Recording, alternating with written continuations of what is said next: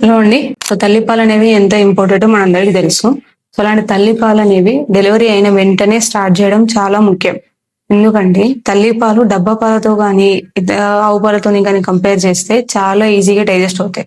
So, బేబీకి vomitings, కడుపు నొప్పి అలాంటివి రాకుండా ఉంటుందన్నమాట. సో, తల్లిపాలలో చాలా వైటమిన్స్, హార్మోన్స్, మినరల్స్ ఉంటాయి. సో, ఇవి బేబీ యొక్క గ్రోత్‌కి చాలా ఇంపార్టెంట్.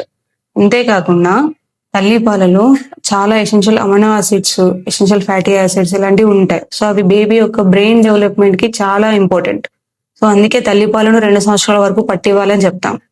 సో, నెక్స్ట్ ఏంటంటే తల్లిపాలు తాగిన పిల్లలకి నేచురల్ రెసిస్టెన్స్ ఉంటుంది. అంటే తల్లి పాలలో వచ్చే పదార్థాల వల్ల కొన్ని డిసీజ్‌కి వాళ్ళు రెసిస్టెంట్ ఉంటారు. అంటే ఎలాంటివి అంటే డయేరియా కావచ్చు, లేదంటే మలేరియా లాంటి విష జ్వరాలు కావచ్చు.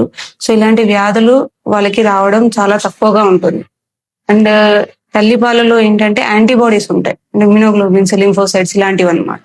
సో, తల్లిపాలు తాగడం వల్ల పిల్లలకు ఇమ్యూనిటీ అనేది బూస్ట్ అవుతుంది. సో, జనరల్‌గా నార్మల్ పిల్లలకు వచ్చే డిసీజ్ అనేవి కూడా తక్కువగా వస్తాయి.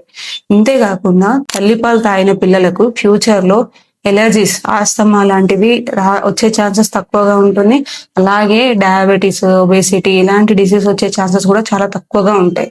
సో, ఇలాంటి తల్లిపాలని ఎంకరేజ్ చేయడం, తల్లికి, బిడ్డకి సపోర్ట్‌గా ఉండడం అనేది మనందరి బాధ్యత.